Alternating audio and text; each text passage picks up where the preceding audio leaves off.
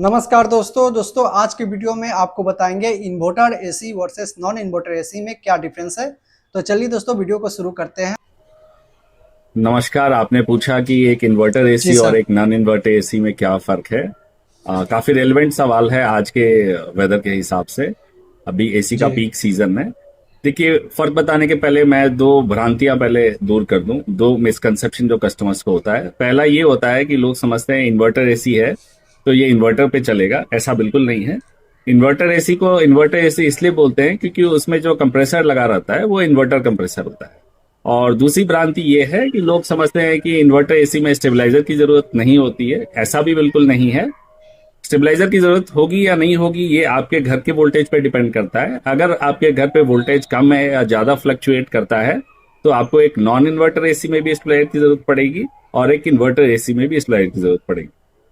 तो चलिए, ये दो भ्रांतियां होगी, मिसकंसेप्शंस, जो मैंने कोशिश किया दूर करने की। अब जल्दी से मैं दोनों में फर्क बता देता हूँ कि एक inverter AC non inverter AC में क्या फर्क होता है।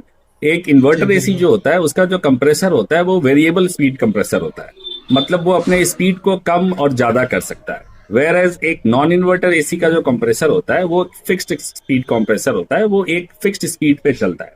तो अब एक कस्टमर के लिए इसमें क्या फर्क हो जाता है कि मान लीजिए आप अपने रूम में एसी का टेम्परेचर सेट करते हैं 22 डिग्री। जी जी तो जी। एक नॉन इन्वर्टर एसी क्या करेगा, एक फिक्स्ड स्पीड से काम करेगा, उस रूम को 22 डिग्री पे लाएगा और फिर अपने कंप्रेसर को टर्न ऑफ कर लेगा।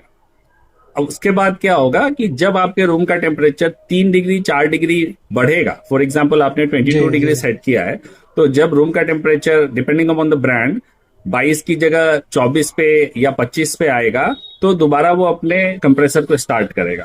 तो आप समझिए, जी दोबारा कंप्रेसर स्टार्ट हो रहा है, फिर उसको 22 डिग्री पे पहुंचने में थोड़ा समय तो लगेगा। इस बीच एज ए कस्टमर आपको टेम्परेचर फ्लक्चुएशन फील होगा। आपको लगेगा कि अभी तो काफी अच्छा मौसम लग रहा था रूम के अंदर, अभी टेम्परेचर बढ़ गया है, फिर थोड़ी देर में फिर टेम्परेचर कम हो गया है। तो कभी आप चादर डाल रहे हैं, कभी हटा रहे हैं, तो थोड़ा अनकंफर्टेबल फील होता है। वेयर एज इन्वर्टर जी एसी में क्या होगा, क्योंकि उसमें एक वेरिएबल स्पीड का कंप्रेसर है जो अपने स्पीड को बढ़ा घटा सकता है। जब वो 22 डिग्री पे पहुंचेगा तो अपने स्पीड को इस हिसाब से घटा लेगा कि वो कंटिन्यूअसली जितनी देर तक चलता रहे तब तक 22 डिग्री मेंटेन कर सके। दूसरा फर्क ये होता है कि क्योंकि वो एक वेरिएबल स्पीड कंप्रेसर होता है तो उसे बार बार ऑन ऑफ नहीं होना होता है, जिसकी वजह से वो ज्यादा एनर्जी एफिशिएंट होता है और कम बिजली खाता है। तो जी जी सिंपली जी। पुट, एक inverter AC compare to a non inverter AC ज्यादा एनर्जी एफिशिएंट होता है और रूम के टेम्परेचर में ज्यादा फ्लक्चुएशन नहीं लाने देता है। दो और फर्क है।